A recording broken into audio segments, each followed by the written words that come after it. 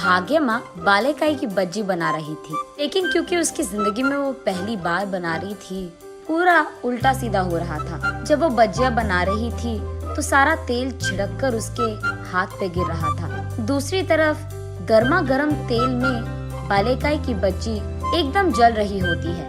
ऐसे वो अपना काम ठीक से नहीं कर पाती है। जो भी उसके दुकान बज्जी खाने आते थे, उसके हाथों बनाए बज्जियां चख कर उसके मुंह पे छी नहीं कह पाते, और कुछ लोग उस जले हुए बज्जियां को देख मुंह मोड़ लेते हैं। लेकिन और कुछ लोग भाग्यम्मा की सुंदरता देख उसकी बज्जियां भले ही बुरा क्यों न हो, कम से कम इस औरत के लिए तो रह जाते हैं, कहकर वही रह जाते हैं।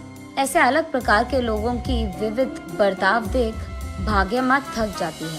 तब वो फैसला करती है, आज इतना व्यापार काफी है, मैं वापस घर चली जाती हूँ। ये कहकर वो अपना बज्जी का बंडी लेकर घर की ओर बढ़ रही होती है। रास्ते में उसे याद आता है कि कल बालेकाई की बज्जी बनाने के लिए उसे बालेकाई की जरूरत है।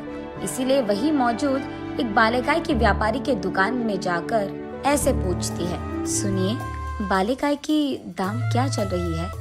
1 केजी का 100 रुपए। ऐसे कहता है सुदर्शन। हाय भगवान, अगर 1 किलो 100 रुपए का है तो 1 गेला का कितना होगा? 1 गेला का 1000 रुपए लगेगा, कहता है सुदर्शन।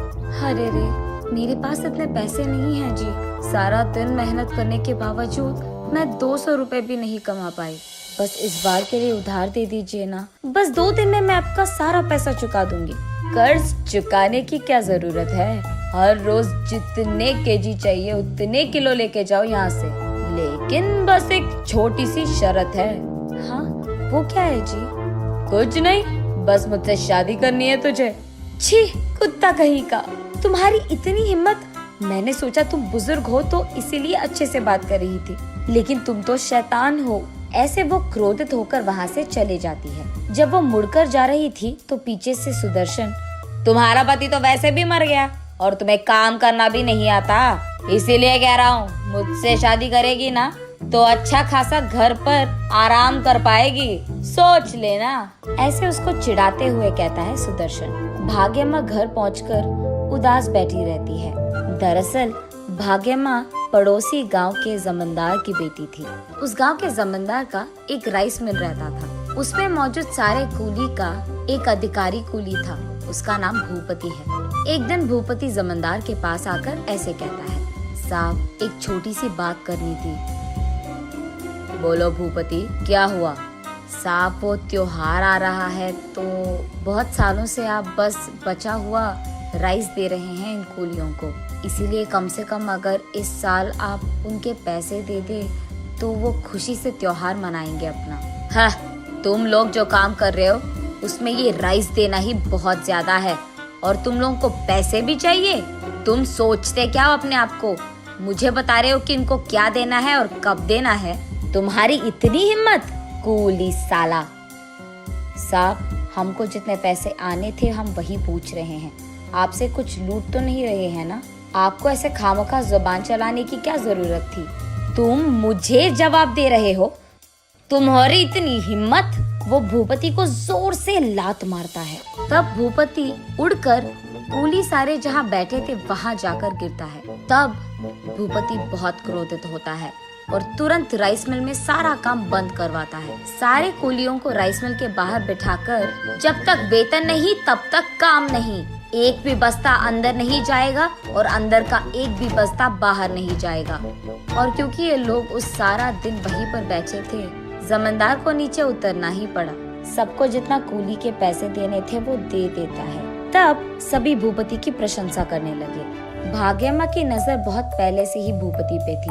उसके सारे अच्छे काम भाग्यम्मा को बहुत पसंद आते थे। इस हादसे के बाद तो भाग्यम्मा सीधा भूपति के पास जाकर, मुझसे शादी करोगे? ऐसे पूछती है। भूपति थोड़ा सोचकर, अगर तुम मुझसे शादी करोगी तो तुम्हें ये गांव छोड़कर आना पड़ेगा, क्योंकि तुम्हारा परिवार मुझे कभी नहीं मानेगी और उन्हीं के सामने तो हम रह नहीं सकते, तो जाना ही पड़ेगा। तो फिर क्या तुम्हें मंजूर है? ऐसे पूछता है भूपति। तुम जहाँ हो मैं भी वहीं। अब से मेरी जिंदगी सिर्फ तुम्हारे साथ। तब ये दोनों उस गांव छोड़कर ये गांव आते हैं। दोनों बहुत दिन बहुत अच्छे से जीते हैं। और क्योंकि भाग्यमा बड़े घर की बेटी थी, भूपति उसे यहाँ कोई काम करने नहीं देता था। वो भी लाड़ों से उसका देखभाल करके बहुत प्यार करता था। एक दिन उनके घर के पास मौजूद बांध टूट जाता है और इसी कारण सारे गांव में बाढ़ आ जाता है। उस दिन आए हुए बाढ़ में बहुत सारे लोग घायल हो जाते हैं और खो जाते हैं। उनमें से एक था भूपति।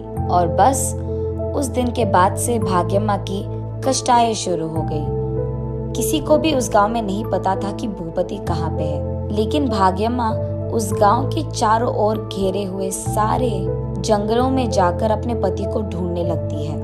लेकिन कहीं भूपति ना दिखाई देने के कारण वो अकेले ही अकेले बहुत रोती थी और कुछ ना कर पाने के कारण वो उस गांव के अधिकारी के पास जाकर उसके पति को ढूंढने के लिए निवेदन करती है, लेकिन कोई भी उसकी बात नहीं सुनता है। ऐसे कुछ दिन रोते रोते उसके घर पे ही बैठे रहती थी, लेकिन बाद में फैसला करती है कि तब तक उसे अपने आप को संभालना होगा।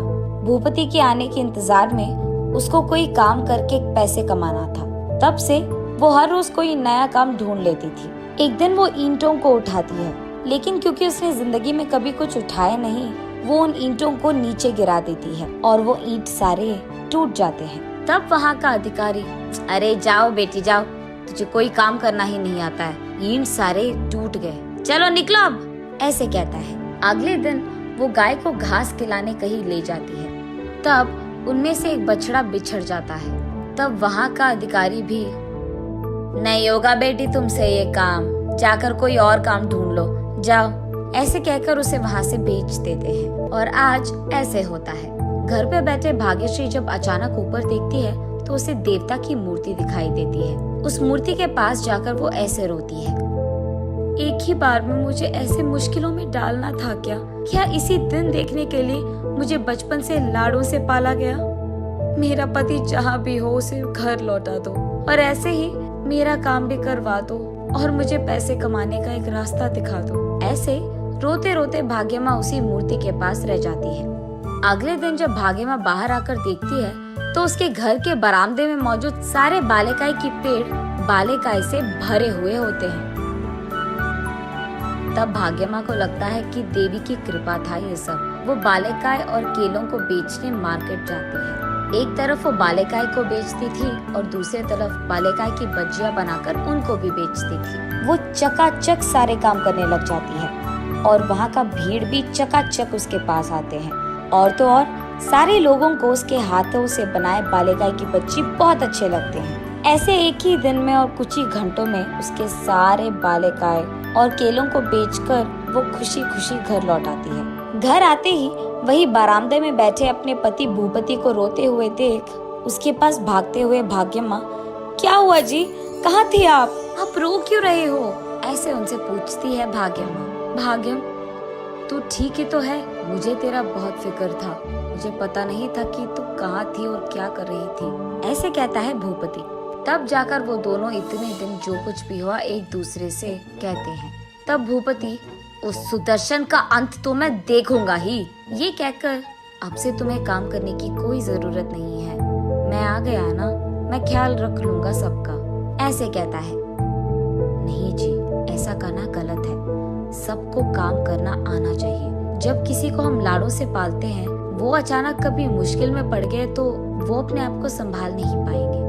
इसीलिए आज से हम दोनों मिलकर काम करेंगे और पैसे कमाएंगे। भूपति भी मान जाता है और अगले ही दिन से ये दोनों बालेकाई की बज्जी और बालेकाई और केलों को बेचने लगते हैं। बहुत ही कम समय में बहुत सारा पैसा कमा लेते हैं। और इतना ही नहीं, बांध के विषय में सुदर्शन को गिरफ्तार करवाता है भूपति। ऐसे वो पति पत्नी उस दिन से खुशी से रहते हैं।